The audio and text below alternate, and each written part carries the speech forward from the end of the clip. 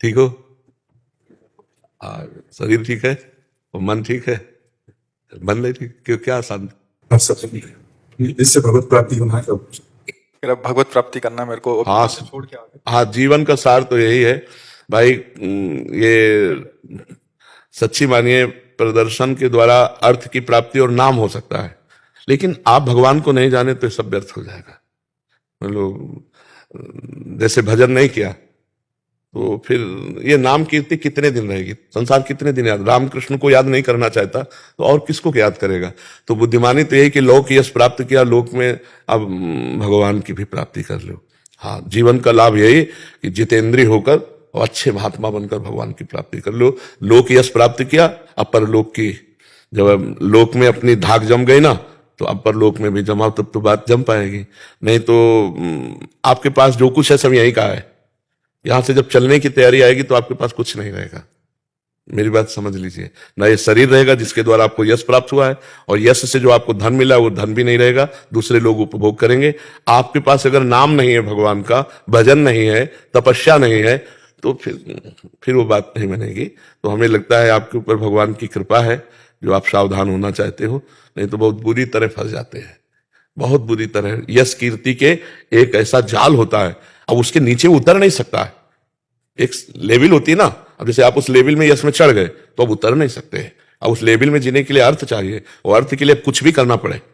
फिर आदमी क्या करता है? अपनी लेवल बचाने के लिए, पोजीशन बचाने के लिए कुछ भी करना, बस इसी में जीवन व्यतीत हो जाता है। धीरे धीरे अवस्था कम होती चली जाएगी, वृद्धावस्था, अब शरीर ही भारी पड़ जाएगा। तो हम ये कहते हैं कि नाशवान शरीर है, आज नहीं तो कल धोखा दे जाएगा। तो इसलिए अभी स्वस्थ हो आप, अभी जो चाहो कर सकते हो, तो आराम से भजन में लगो। कमा कर अगर इतना हो गया हो कि आप एक वास खरीद सकते हो, आप खा पी सकते हो, तो भारत में कहीं भी रहो, खूब नाम जप करो। नाम जप से सब मंगल हो जाएगा, धीरे धीरे मन बदल जाएगा। और हम कहते हैं मन बहुत बढ़िया तुम्हारा है, इतने बड़े भोग विलासिता के बीच में रहकर भी तुम्हारे मन में अभी इतनी जगह है कि मैं भगवत प्राप्ति करूं। और भगवान कह रहे हैं भोगैश्वर्य प्रसक्ता नाम तया प्रहृत चेतसाम व्यवसायत्मिका बुद्धि समाधो न विधीयते। जो भोग और ईश्वर में फंस जाता है वो कभी ये नहीं सोच पाता कि मैं भगवत प्राप्ति करूं। और आपकी सोच है, इसका मतलब अभी भगवान आपको बचा रहे हैं, तो अभी निकल जाओ। नहीं, जैसे आपका यश व्याप्त है ना, जैसे आपका समाज, तो वो फिर उसी में लगा रहता है। आप निकलो, भगवान की तरफ चलो, ठीक है? और जो सहयोग चाहिए तन से, मन से, वचन से, वो हम आपको सहयोग कर रहे हैं कि आपको आनंदित होकर के चलो, ठीक है? जैसे तो वीर महान ऐसे बनो कि माया को परास्त करो, है ले कि सिंह की तरह दहाड़ता हुआ ऐसे। तो अब माया को पछाड़ो, है ले अभी माया के लिए पछाड़ा नहीं, माया के लिए ही तो है यश कीर्ति रुपया पैसा, ये सब माया के लिए पछाड़ा। अब माया को पछाड़ो भगवान के लिए कि अब मुझे भगवान चाहिए, सब छोड़ता हूं, संसार का सब राग छोड़ता हूं। और तो भी संत भी बनोगे ना तो वीर ही महान बनोगे। नहीं तो आप ये समझो कि भगवान की विशेष कृपा है। पैंट शर्ट में भी संत होता है। संत का मतलब थोड़ी होता है कि हमारी तरह भेष ही धारण कर ले तो संत होता है, नहीं, ऐसे भी संत होता है। आचरण, भगवत चिंतन, उद्देश्य, उसे संत कहते हैं।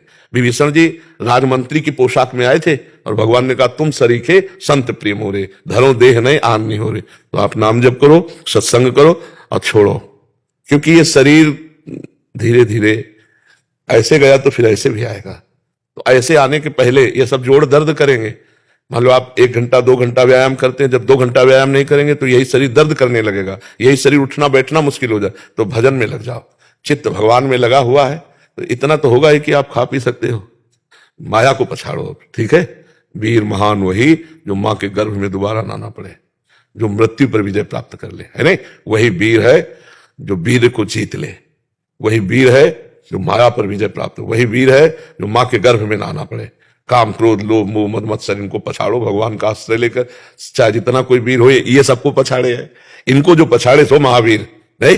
तो इसलिए आगे बढ़ो, भगवान की विशेष कृपा। ये भी मतलब आपका सत्संग सुनते हैं?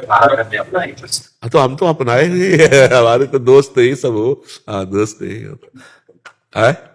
हाँ, नहीं बल है, तुम केवल हनुमान जी महाराज चुपचाप खड़े थे तो अब पूछ रहे थे कौन समुद्र के पार जाए, कोई कहे ऐसा, कोई कहे। तो जामवंत ने कहा पवन समाना का चुप साधिरा बलवाना, उठ खड़ा हो। तो हनुमान जी एकदम भूधराकार शरीरा, बोले क्या करूं, समुद्र को पी जाऊं या लंका उखाड़ करके यहां रख दूं? बोले कुछ चले, समुद्र पार करके जाओ, सीता जी खबर लेके आओ। तो वो बल है, हम भगवान के अंश है, हम भगवान के बच्चे हैं, हम जो चाहे वो सब कर सकते हैं। बिल्कुल आप निश्चिंत रहो, नाम जप करो। नाम में एक अपार सामर्थ्य है, वो आपको दिशा देगी। क्या नाम जप करें मैं, क्या जप? जो प्रिय लगे, हमें कहते हैं हम तो, हमारा प्राण प्रिय तो राधा राधा नाम है। आपको राम कृष्ण हरि शिव जो प्रिय लगे वो नाम जप करो। आपको कौन सा प्रिय नाम लगेगा?